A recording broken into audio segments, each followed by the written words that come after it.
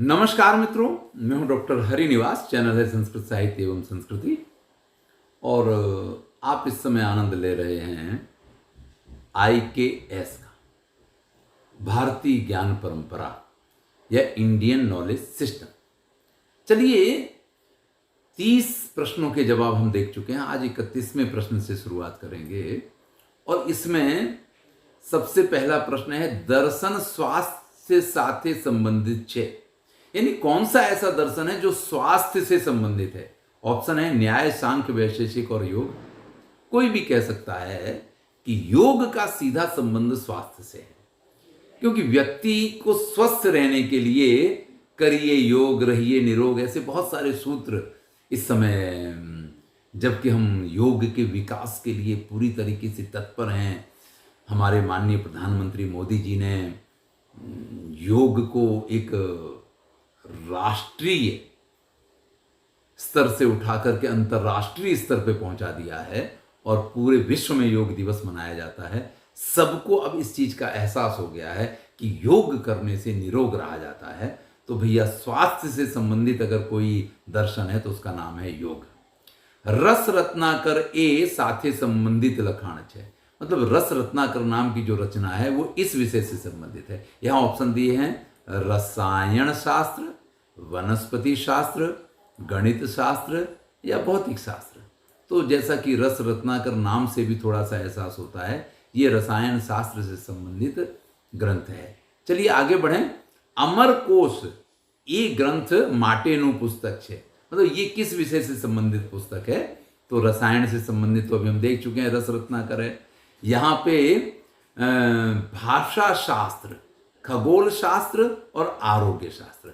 आरोग्य है आयुर्वेद के जो ग्रंथ हैं, खगोल शास्त्र जो ज्योतिष से लगते हुए ग्रंथ हैं। अमर कोश की बात है, कोश शब्द जो है वो किसी प्रकार से थोड़ा सा डिक्शनरी की याद हमें दिलाता है, और अमर कोश भी एक डिक्शनरी है जो कि हमें बताता है पर्यायवाची शब्द कौन कौन से होते हैं। यानी जैसे हम छोटे थे, जब प्राइमरी में पढ़ते तो सूर्य के 5 पर्यायवाची लिखिए, जल के 5 पर्यायवाची लिखिए, पृथ्वी के 5 पर्यायवाची लिखिए, इस प्रकार के प्रश्नों के जवाब हमें लिखने हुआ करते थे। तो अमर कोश अगर किसी ने पढ़ा है तो उसमें स्पष्ट रूप से बहुत सारे पर्यायवाची एक एक शब्द के दिए हुए हैं। तो ये भाषा शास्त्र से संबंधित ग्रंथ है, ये स्पष्ट होता है।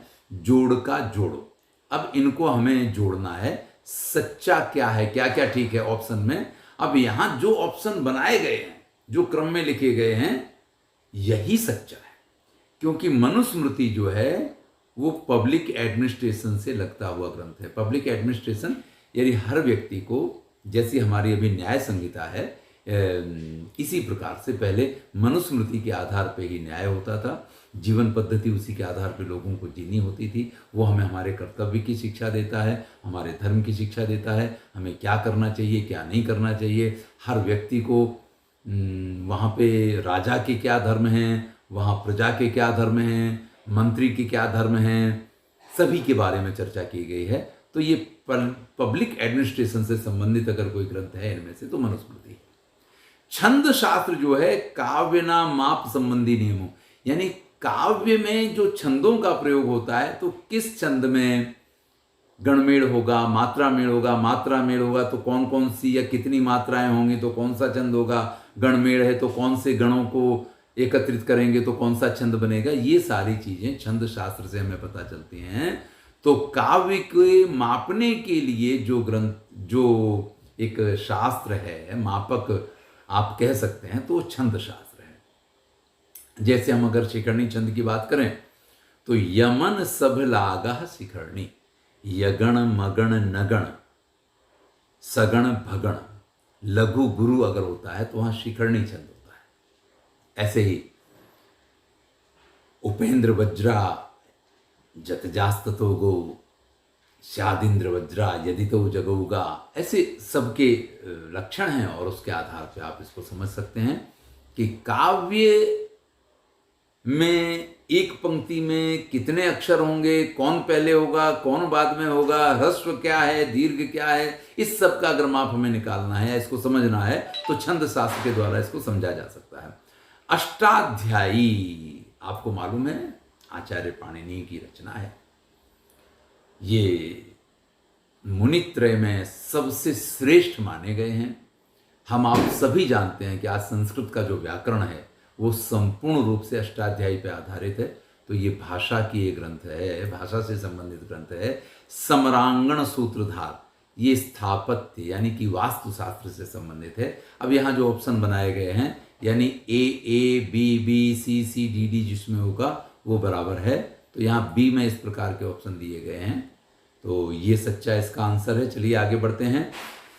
स्थापत्य संबंधी शास्त्र नथी, मतलब नीचे जो 4 ऑप्शन दिए इनमें स्थापत्य से लगता हुआ शास्त्र कौन सा नहीं है। स्थापत्य यानी वास्तुशास्त्र से संबंधित या कंस्ट्रक्शन से संबंधित कौन सा शास्त्र नहीं है। तो काश्यप शिल्प शास्त्र, काश्यप शिल्प शास्त्र, इसमें शिल्प शब्द जो है, शिल्प शास्त्र शब्द जो है वो इस बात को व्यक्त करता है कि ये शिल्प से यानी कि वास्तुशास्त्र से संबंधित है। माया माता, अब ये जो नाम यहाँ पे दिया गया है ये मय दानव से संबंधित है। मय दानव विश्वकर्मा के पुत्र माने गए हैं और यहाँ पे इस प्रकार का एक उल्लेख पाया जाता है महाभारत में कि महाराज युधिष्ठिर का जो महल था, जो उनका सभा भवन था, वो मय दानव ने बनाया था। जब खांडव वन में आग लगाई गई तो उसमें से मय दानव बच गया। अर्जुन तो उसको मार ही देने वाले थे, लेकिन श्री कृष्ण ने उसकी रक्षा कर ली। और जब श्री कृष्ण ने उसकी रक्षा कर ली तो वो श्री कृष्ण से कहता है कि प्रभु आपने मेरे प्राण बचाए हैं, तो मैं चाहता हूँ कि अगर कुछ इसके बदले में आप मुझे आज्ञा दें तो मैं कोई कार्य आपके लिए करूँ तो मुझे बड़ा आनंद होगा, क्योंकि जब प्राण बच गए हैं तो इनको किसी उपयोग में ले लिया जाए। तब भगवान ये कहते हैं कि देखो भाई, अगर तुम प्राण बचा लिए गए इसलिए कुछ करना चाहते हो तो कोई ज़रूरत नहीं है, क्योंकि जीवन में प्राणों से बहुमूल्य कुछ नहीं हो सकता है। लेकिन फिर भी अगर तुम्हें कुछ करना है तो अर्जुन से पूछ लो। तो जिस अर्जुन के प्रति मय दानव के मन में दुर्भाव था कि ये मुझे मार देने वाला था, कृष्ण उसी के पास उसको भेजते हैं कि इससे पूछो कि इसके लिए क्या करना है। और तब उसको आज्ञा दी जाती है कि युधिष्ठिर के लिए एक सुंदर सभा का निर्माण किया जाए। और उसने इतनी सुंदर सभा का निर्माण किया है कि ऐसी सभा न तो सुधर्मा की थी, न ब्रह्मा की सभा ऐसी है, न इंद्र की सभा ऐसी, इतनी सुंदर सभा उसने बनाई है। और उसकी विशेषताएं आपने महाभारत के वीडियो में भी देखा होगा, सुना भी होगा कि जहाँ जल है वहाँ ऐसा लगता था कि बिल्कुल सूखा है और आदमी पानी में गिर जाए, और जहाँ सूखा होता था वहाँ ऐसा लगता था कि जल है तो आदमी अपनी धोती ऊंची कर ले। तो ये बड़ा ही सुंदर महल था और ये मय दानव द्वारा बनाया गया था। तो ये मय माता जो है ये उसी से संबंधित, तो ये भी वास्तुशास्त्र से संबंधित ग्रंथ है। इसी प्रकार से मानसरा जो है ये भी वास्तुशास्त्र से संबंधित ग्रंथ है। लेकिन नारद सूक्त जो है ये किसी भी तरीके से इस क्रम में स्थापत्य से लगता हुआ ग्रंथ नहीं है। तो नारद सूक्त इसका जवाब होगा, ये स्थापत्य से संबंधित ग्रंथ नहीं है। चलिए हम 36वें प्रश्न पे पहुंचे हैं। नीचे नामाथी कयु अलग छे, यानी नीचे जो 4 ऑप्शन दिए हैं इनमें से अलग क्या है। तो जो हम देखते हैं शुल्व सूत्र, तो ये ज्योतिष से लगने वाला ग्रंथ है। बृहद संहिता भी ज्योतिष से संबंधित ग्रंथ है।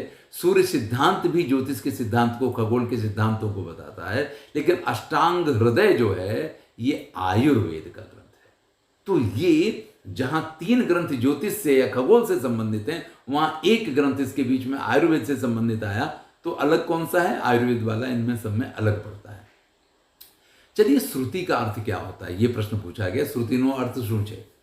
तो जे સાંભળ્યું એને શ્રુતિ કહેવાય, જે જોયું એને શ્રુતિ કહેવાય, જે અનુભવ્યું એને શ્રુતિ કહેવાય, કે ઉપરમાંથી કોઈ નહીં। આ 4 ऑप्शन आते हैं। तो हम समझ सकते हैं 4 ऑप्शन दिए हैं।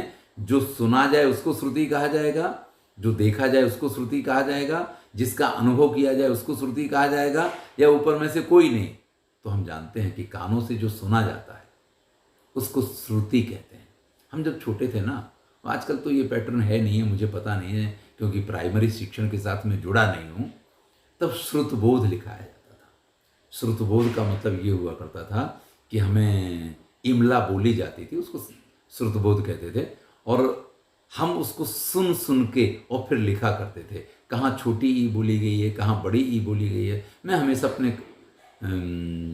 वर्ग में कक्षा में मॉनिटर रहा करता था, तो ये मॉनिटर का काम ये होगा करता था कि वो हमेशा इमला बोलता था, तो मैं हमेशा बोल बोल के बच्चों को लिखवाया करता था और फिर उसको चेक किया करता था। तो अपन तो छोटे पे से बचपन से ही शिक्षक हो गए, कुछ ऐसा एहसास हमेशा से बना रहा। चलिए, आजकल तो आपको लगता है कि मैं एक अच्छा शिक्षक हूँ, ये मेरे लिए सौभाग्य की बात है। आगे बढ़ते हैं। तो इसका जवाब हो गया जे सांवड़ियों ते, यानी जो हमने सुना उसको श्रुति कहा जाता है। ये सौथी जूनो सौथी मोटो अने मुख्य वेद है। खाली जगह दी है कि ये वेद जो है सबसे जूनो यानी पुराना है, सबसे बड़ा है और मुख्य वेद हम इसको कह सकते हैं। ये तीन ऑप्शन, ये तीन विशेषताएं उसकी बताई गई हैं। तो इसका निर्विवाद रूप से जवाब होगा ऋग्वेद। यहाँ चारों वेद दिए हुए हैं, लेकिन ऋग्वेद ये सबसे पुराना भी है, ये सबसे बड़ा वेद भी है और ये मुख्य वेद भी है। देखिए, सबसे पुराना है क्योंकि इसका रचना काल सबसे प्राचीन है, या इसका संग्रह काल सबसे प्राचीन है। ये सबसे बड़ा है क्योंकि सबसे अधिक मंत्र इसमें पाए जाते हैं, सबसे अधिक सूक्त इसके अंदर हैं। और ये मुख्य वेद क्यों कहा जाता है, इसका भी जवाब आप देख लीजिए कि ऋग्वेद से ही मंत्र संग्रहित करके यजुर्वेद में आए हैं। और सामवेद में तो आपको पता होगा कि 75% मंत्र जो हैं वो ऋग्वेद के ही हैं, 25% ही उसके अपने वेद मंत्र हैं। अथर्ववेद में भी ऋग्वेद से मंत्र लिए गए हैं। तो जब बाकी के तीनों वेदों में इसमें से मंत्र आए हैं तो मुख्य वेद आप इसको कह ही सकते हैं। आपको वेदों के संदर्भ में सब कुछ जानना है तो हमारी प्लेलिस्ट है वेदों से संबंधित, उस प्लेलिस्ट में जाइए और उसमें जाकर के आप ऋग्वेद के वीडियो देखिए। तो इससे संबंधित ब्राह्मण कौन से हैं, आरण्यक कौन से, उपनिषद कौन कौन से हैं, वो पूरा आपको एक डिटेल मिल जाएगी। आप यजुर्वेद, सामवेद, अथर्ववेद इन सब के परिचय के वीडियो देख सकते हैं इसको जानने के लिए। चलिए आगे बढ़ते हैं। 39वां प्रश्न आया, वेद 3 स्थितियों में व्यक्त થાય છે।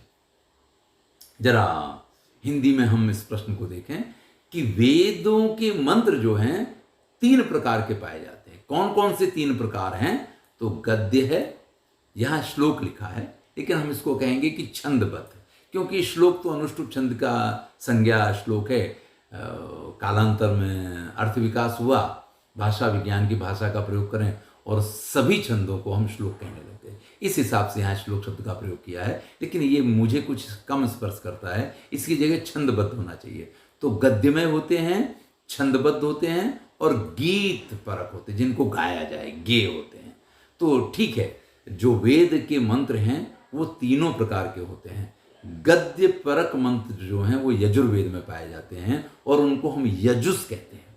लेकिन यजुर्वेद के जो यजुस मंत्र हैं ना, वो भी बड़े अच्छे ढंग से गाए जा सकते हैं। एक उदाहरण आपके सम्मुख प्रस्तुत करता हूं।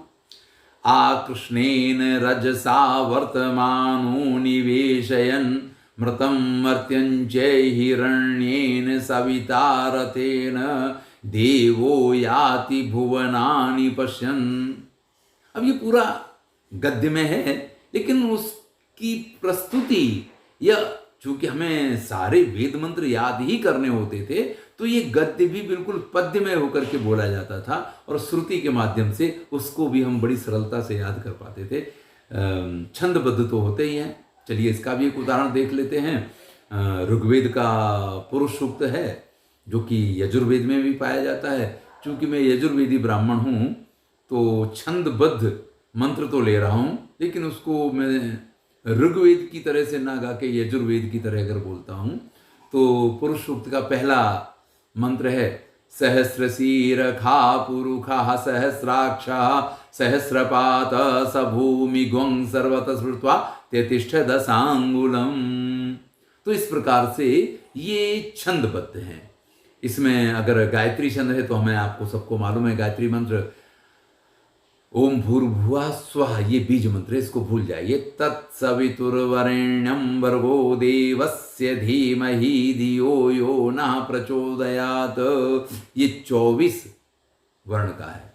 हमने इससे पहले जो सहस्रशीर्षा बोला वो अनुष्टुप में है और उसमें 32 वर्ण पाए जाते हैं। तो ये छंदबद्ध जो है, अगर आपको वैदिक छंद को जानना है तो चलिए आप चले जाइए, हमारी प्लेलिस्ट है वैदिक छंद, और उसमें वेद में कौन कौन से छंद पाए जाते हैं और उनकी मात्रा कितनी है, उनके वर्ण संख्या कितनी है, उस सबको आप वहाँ देख सकते हैं।